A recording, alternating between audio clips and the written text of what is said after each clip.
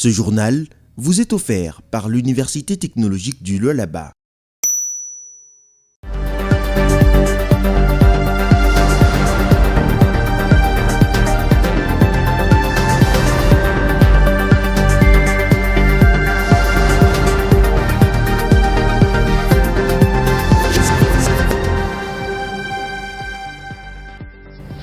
C'est un plaisir pour moi, mesdames et messieurs, de vous retrouver pour le compte de ce grand direct à la une de l'actualité. Un drame a frappé le village des Moulondo samedi 15 novembre où plusieurs créateurs artisanaux ont perdu la vie dans un incident survenu sur un site minier local. Rapidement dépêché sur place, sur instruction des Fifi Masuka Saini, le ministre provincial des Mines, Nicodème Ouamana, s'est mobilisé pour apporter réconfort aux familles, suivre la prise en charge des blessés et réaffirmer l'engagement du gouvernement en faveur de la sécurité des exploitants artisanaux. Pour offrir à ses abonnés des bons moments durant les festivités de fin d'année, Canal+ a annoncé ce 17 novembre la poursuite de sa promotion. Les cadeaux sont déjà là à Kolwezi. Selon le responsable des ventes Canal+ Lualaba, cette offre s'adresse aussi bien aux nouveaux qu'aux anciens abonnés. Pour finir, ce lundi 17 novembre, cela fait une année déjà que les travaux d'aménagement et modernisation du boulevard Lumumba ont été lancés et peinent à se finaliser. Au grand désarroi des usagers, lancé le 14 novembre 2024, le projet devrait initialement durer que 4 mois. Un an plus tard, le chantier semble à l'arrêt et l'évolution sur le terrain reste insignifiante. Voilà tout pour les titres de ce journal. Mesdames et messieurs, bienvenue à vous tous.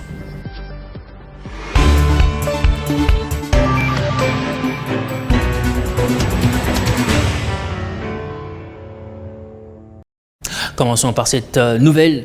En bref, un avion transportant la délégation du ministre des Mines, Louis Watoum, s'est écrasé ce lundi 17 novembre à l'aéroport de Kolwezi dans la province du Lualaba. L'appareil en provenance de Kinshasa a quitté la piste avant de s'embraser, provoquant une vive inquiétude parmi les témoins. Le ministre et les membres de sa délégation ont toutefois pu quitter l'avion à temps. D'après son conseiller en communication, Isaac Kanimbo, personne n'a été blessé, même si tous les bagages sont restés à bord. Et cette autre actualité en politique, après plusieurs mois des silences loin du pays, l'honorable Dani Banza Maloba a signé samedi un retour hautement symbolique en République démocratique du Congo. Il a été accueilli à Lubumbashi, dans la province du Haut-Katanga, par une mobilisation exceptionnelle, procession des motocyclistes, délégation venue de tout le Grand Katanga, partis politiques et chefs coutumiers. Face à ses partisans, l'ancien ambassadeur itinérant a réaffirmé sa loyauté au président de la République, Félix Tshisekedi. Il a par ailleurs dénoncé des manœuvres internes orchestrées selon lui par ses ennemis visant à nuire à son image. Les détails sont à découvrir dans ce long format. C'est une véritable marée humaine qui a accueilli ce samedi 15 novembre 2025 à Lubumbashi l'honorable Dani Banza Maloba, digne fils du Grand Katanga.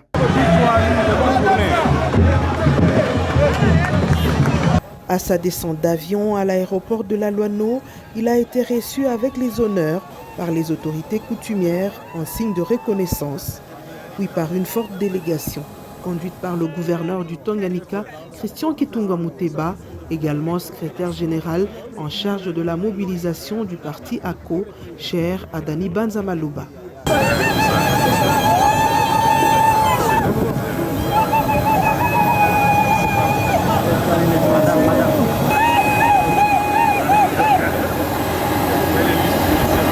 De l'aéroport jusqu'à la place de la Poste, lieu du meeting populaire, la population de la ville que préfère, visiblement émue de revoir celui qu'elle surnomme désormais Baba Wakatanga, à chanter, danser et scander des slogans d'unité et de paix.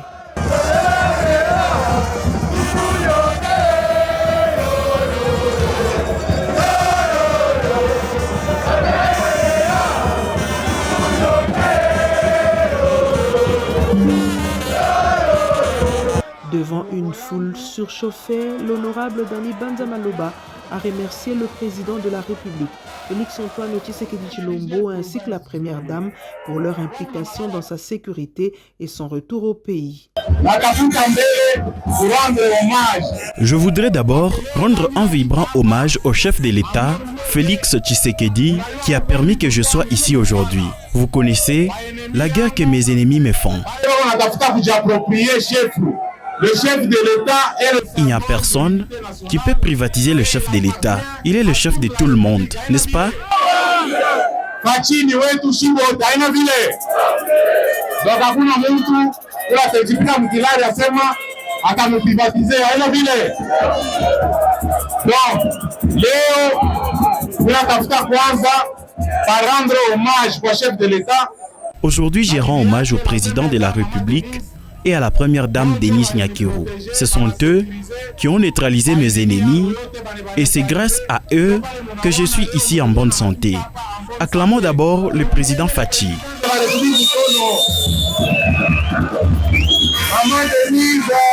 Acclamons Maman Denise.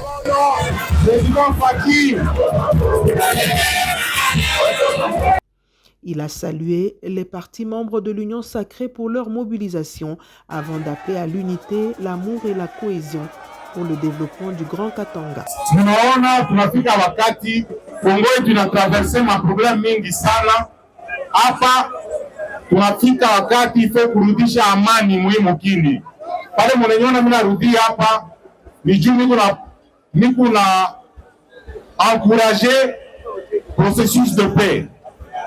Na soutenir processus ya Doha na ya Washington. Ile ma processus mbili. Notre pays traverse des situations difficiles. C'est le moment de privilégier la paix. Je soutiens le processus de Doha et de Washington, car c'est à travers ces démarches que le chef de l'État va restaurer la paix. Pour Doha na Washington, na benjake d'Américains baturudishie amani. Haina vile. Wote tumezea amani, mnamushe mkono, wote wale wanaozea paix, wale mnamushe mkono. Washington, la bénédiction à la Katangé, c'est une mission accomplie, signe de son engagement indéfectible envers le chef de l'État, Félix-Antoine Tshisekedi Tshilombo. Cette étape de Lubumbashi n'est que le début d'une mission plus vaste, portée par un seul idéal, rassembler les Katangais autour de la paix et du développement durable. Revenons au Lualaba pour parler de ce drame qui a frappé le village Moulondo le week-end où plusieurs créateurs artisanaux ont perdu la vie dans un incident survenu sur un site minier local. Rapidement dépêché sur place sur instruction de la gouverneure Fifi Masuka Saini, le ministre provincial des Mines Nicodème Ouamana s'est mobilisé pour apporter réconfort aux familles endeuillées, suivre la prise en charge des blessés et réaffirmer l'engagement du gouvernement en faveur de la sécurité des exploitants artisanaux. Samedi 15 novembre 2025, le village de Moulondo a été le théâtre d'un tragique incident qui a pris des cours les créateurs artisanaux travaillant sur ces sites miniers.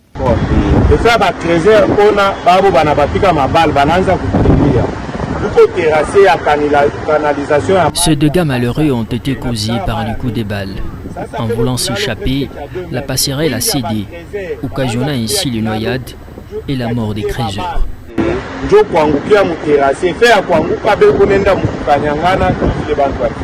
Selon les premières informations recueillies, plusieurs morts et blessés ont été enregistrés, plongeant les familles et toute la communauté locale dans la consternation. Face à cette situation dramatique, le ministre provincial des Mines, Nicodème Ouamana, n'est pas resté indifférent.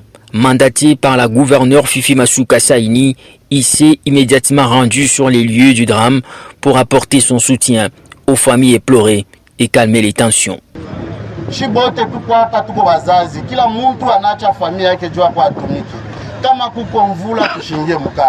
Quand il y a la pluie, il faut cesser toute activité. Le chef de l'État et la gouverneure sont saisis du dossier. Vos représentants seront reçus pour trouver des solutions durables. Dans les jours à venir, tutalomba komite yenu ipate politique de façon que mama anipokelee tuwe kupata solution tuanze kutumika na shimu makondition ya mzuri. Dans les morgues où où sont conservés les corps des créateurs décédés, notamment à Mupondja et Mwangiji, le ministre Nicodème Ouamana, reconnu comme un véritable défenseur des exploitants artisanaux, a pris le temps de s'incliner devant chaque dépouille. Il s'est ensuite rendu auprès des blessés, dont certains dans un état critique, afin de s'enquérir personnellement de leur prise en charge. Accompagné de sa délégation, notamment la ministre des Affaires sociales, Nicodème Ouamana a veillé à ce que toutes les victimes soient transférées à l'hôpital de référence du Mwangiji pour recevoir des soins appropriés. Nicodème Ouamana, en parfaite synergie avec la gouverneure Fifi Masuka Saini, multiplie les actions visant à renforcer la sécurité des créateurs artisanaux sur l'ensemble des sites miniers de la province. Une démarche qui s'inscrit dans leur volonté commune de booster l'économie locale et de redorer l'image de l'artisanat minier, secteur vital pour la province du Lualaba. Engagée dans le développement de sa commune, la bourgmestre de Dilala poursuit la modernisation de ses infrastructures locales. Après la remise des jeeps neufs à la police nationale, le volet sécuritaire s'y renforce également grâce à la réhabilitation des sous-commissariats. Françoise Mangouji Kouraha a notamment inspecté le bâtiment destiné à accueillir le poste de la police nationale congolaise d'Elbuilou. Après avoir doté les sous-commissariats de la police nationale du quartier Moussonoï et de la cellule Ouabora dans le quartier Kanina des bureaux modernes il y a quelques mois, la bourgmestre de la commune de Dilala, Madame Françoise Mangouji Kouraha, a également lancé le travaux de construction du sous-commissariat de la Penseluilou. Le jeudi 13 novembre dernier, la patronne de la commune de Dilala a visité le dit bâtiment avant son inauguration qui ne saurait tarder. Soucieuse de voir le service de sécurité évoluer dans les conditions optimales, la chef de l'exécutif communal de Dilala s'est imprégnée de l'état des lieux du bâtiment et promet de le rendre officiellement aux premiers bénéficiaires dans les prochains jours, car il ne reste plus qu'à l'équiper à meubles des bureaux. Avant de quitter le quartier Loulou, la jeune bourgmestre a également visité les bureaux d'un autre service intervenant dans la sécurité. Celui-ci évolue dans l'enclos du bureau des quartiers également construit par l'administration Mangouji. Pour rappel, Françoise Mangouji Kouraha a été à Loulou dans le cadre de son itinérance à travers le quartier de sa juridiction avec la mission de lutter efficacement contre toute forme d'insécurité.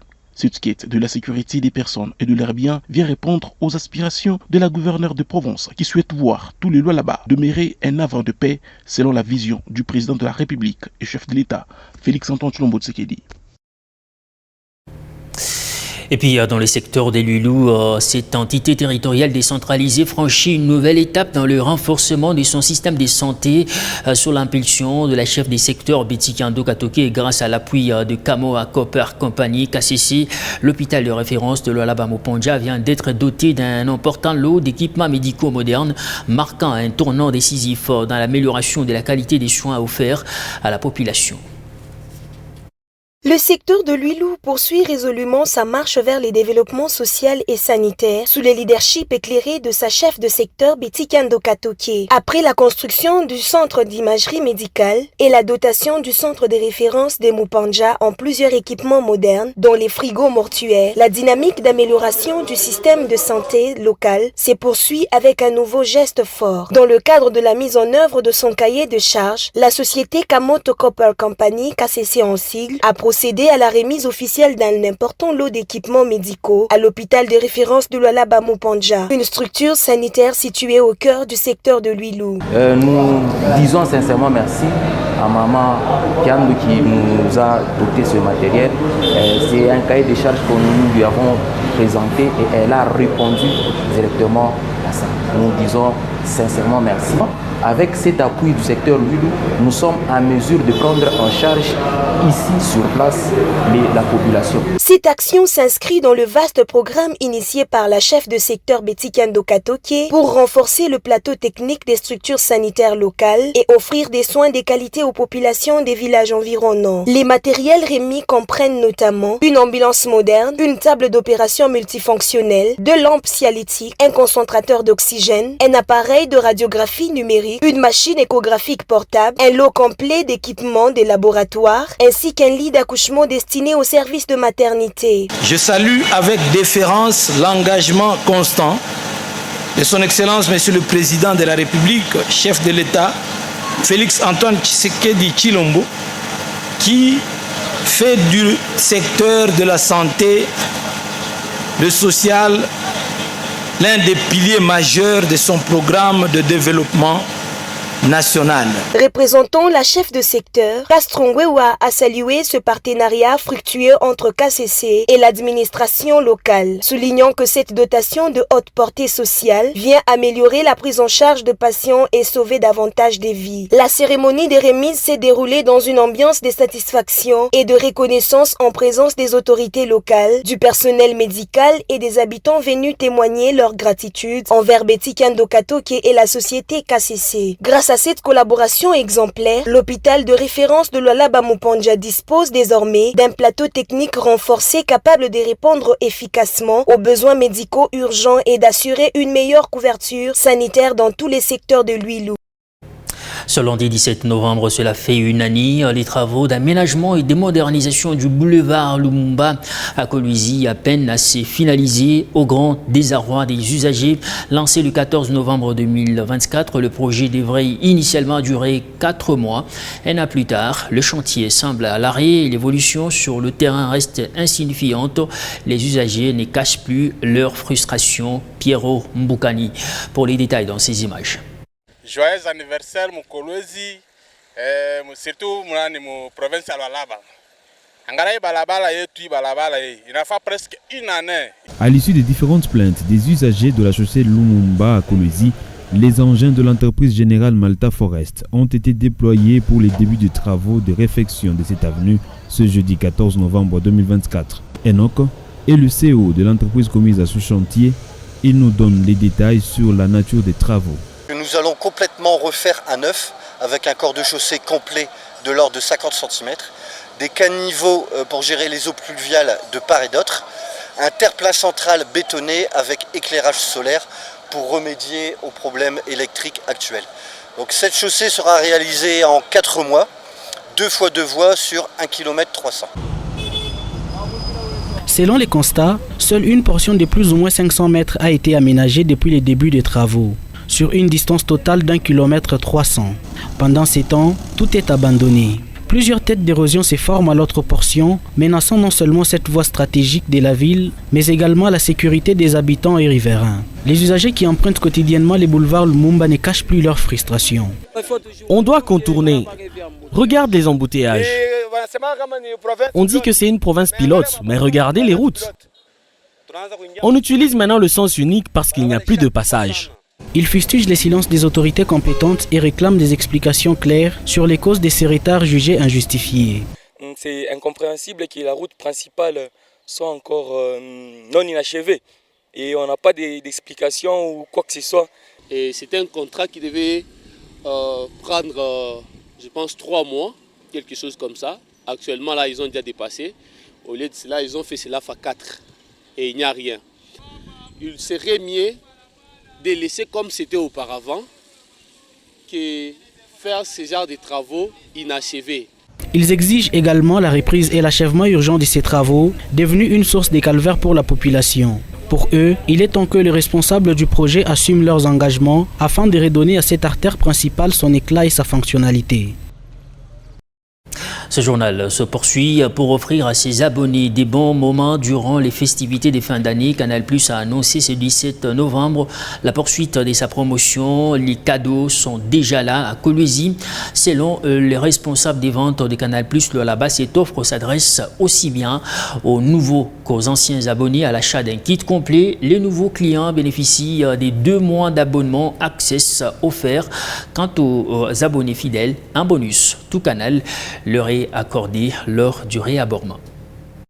Canal+ continue de se soucier du bien-être de ses abonnés à Kolwezi. À l'approche des fêtes de fin d'année, la plateforme de télédistribution maintient sa promotion intitulée « Les cadeaux sont déjà là », comme l'a confirmé Timothée Bakatupenda, responsable des ventes. La promotion, les cadeaux sont déjà là. De Canal+ continue depuis le 3 novembre que nous avons lancé cette campagne qui va pousser tous les abonnés, pousser aussi ceux qui veulent aussi avoir les kits complets actuellement, d'en avoir $1, donc par kit $1, de payer un kit complet à $1 avec 2 mois d'abonnement à partir de la formule Access. Donc nous confirmons cette promotion qui a été lancée depuis le 3 et nous continuons dans cette campagne pour pousser toute la population de Kolwezi à se procurer un kit complet à $1 avec 2 mois d'abonnement d'accès. De nombreux avantages sont proposés tant pour les nouveaux abonnés que pour les clients fidèles.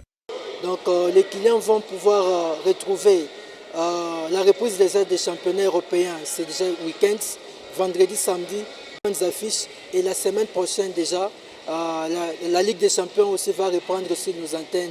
Donc c'est actuellement des temps forts, les programmes que nous mettons à la disposition de tous les abonnés pour suivre les meilleurs programmes locaux, mais aussi les meilleurs programmes internationaux que nous avons mis à la disposition de tous les abonnés. Donc n'hésitez pas, à $1 vous avez la parabole et l'installation elle est offerte. Et surtout aussi pour tous les abonnés, nos fidèles abonnés qui continuent toujours à se réabonner.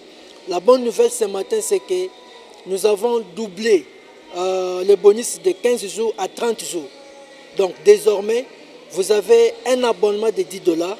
Vous passez renouveler cet abonnement encore de $10. Canal+ vous donne le bonus de 30 jours de toutes les chaînes. Grâce à la promotion, les cadeaux sont déjà là. Les abonnés peuvent profiter d'un large éventail de divertissements ainsi que de nombreux contenus exclusifs disponibles sur Canal+. On va parler religion à présent. L'évêque de Kolwezi, Monseigneur Richard Kazadi, a effectué dimanche une visite pastorale à la chapelle autonome Saint-Esprit située au cœur du Kamassar. L'évêque de Kolwezi a présidé la messe dominicale au cours de laquelle il a conféré le sacrement de confirmation à une trentaine de chrétiens. Teddy Dizamba, Emmanuel Katende pour les détails.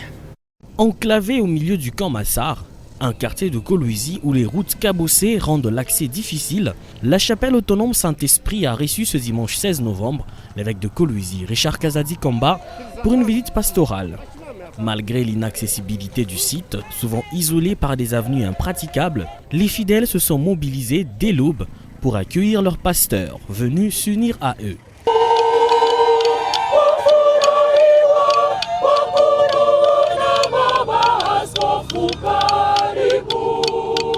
Sous les chants et les acclamations des chrétiens de ce coin de la province du Lualaba, l'évêque de Kolwezi a été conduit dans la chapelle où il a présidé la célébration eucharistique. S'inspirant des lectures du jour, le recteur de cette chapelle autonome a, au cours de son homélie, exhorté les chrétiens à vivre selon les lois de Dieu afin de mourir dans le Christ.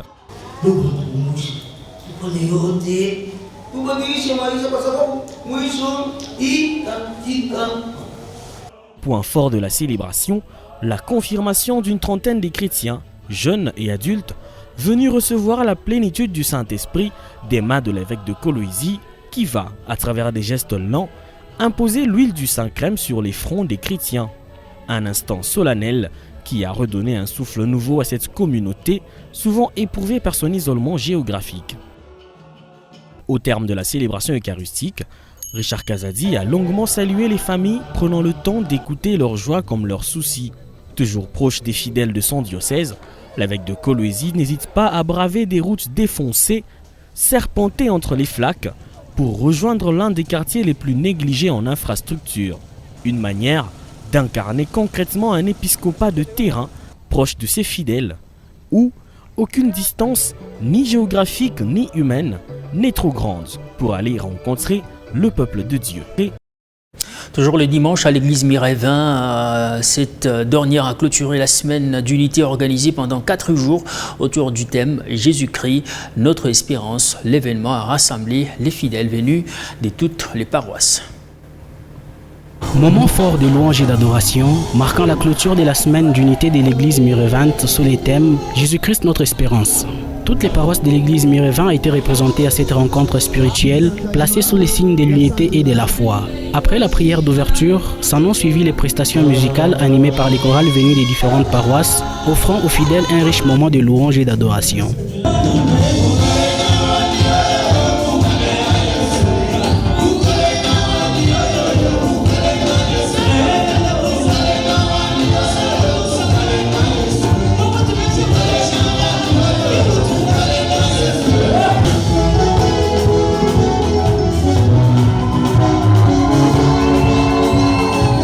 Au Au centre de cette célébration, le bishop Jean-Louis Ningika a livré un message d'édification et d'espérance, invitant les chrétiens à placer leur confiance en Jésus-Christ, seul véritable fondement de la vie et de l'avenir.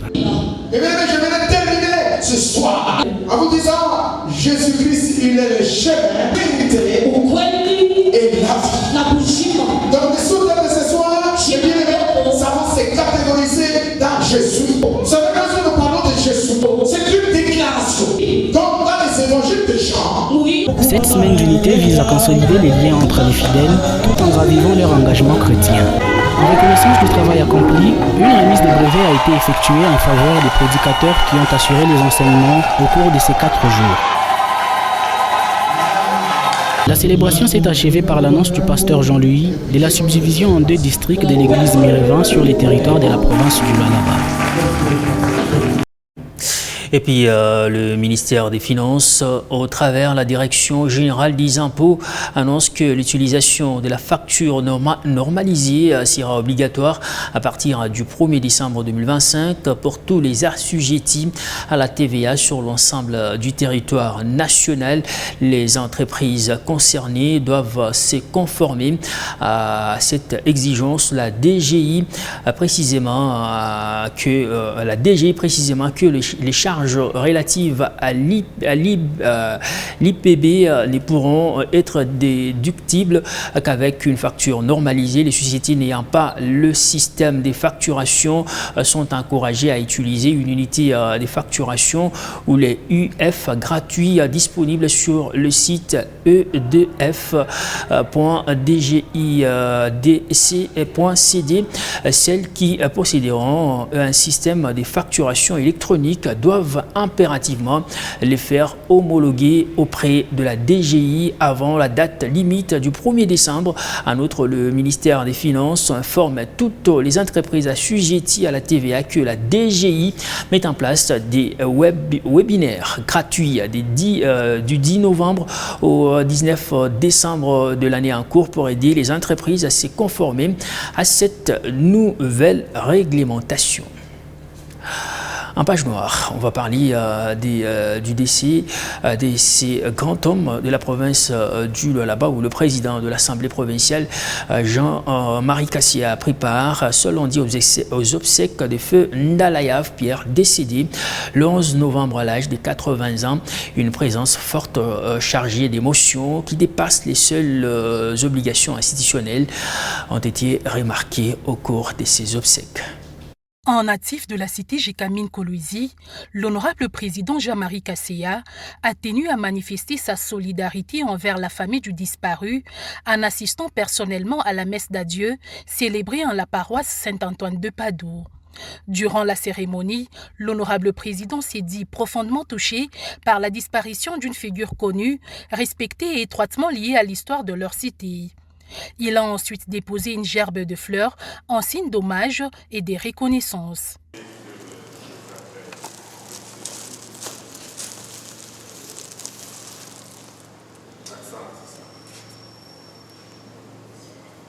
Dans le respect des valeurs chrétiennes qui recommandent de pleurer avec ceux qui pleurent, le président de l'Assemblée provinciale du Lualaba s'est ensuite rendu au cimetière cité des Anges Manga où il a accompagné la dépouille de feu Ndalayav à sa dernière demeure.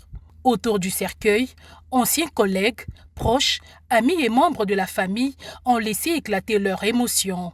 La tristesse était palpable, mêlée au respect envers un homme décrit comme intègre, travailleur et profondément attaché aux valeurs humaines. Plusieurs interventions, dont celle de sa famille biologique, ont salué la mémoire d'un aîné dont le passage sur Terre, bien que limité à 80 années, aura marqué son entourage. Un père qui était saint, un père qui nous donnait des conseils, un père qui disait toujours « Soyez forts ». C'est pourquoi on l'appelait souvent Moussing Boko. Par sa présence, l'honorable Jean-Marie Kassia a voulu rappeler l'importance de l'honneur dû aux aînés tout en renforçant les liens entre générations dans un esprit de mémoire et de reconnaissance. Adieu, Ndalayav Pierre. C'est par cette page noire que nous mettons un terme à ce grand direct d'aujourd'hui. Mesdames et messieurs, merci beaucoup à vous tous de nous avoir suivis de partout.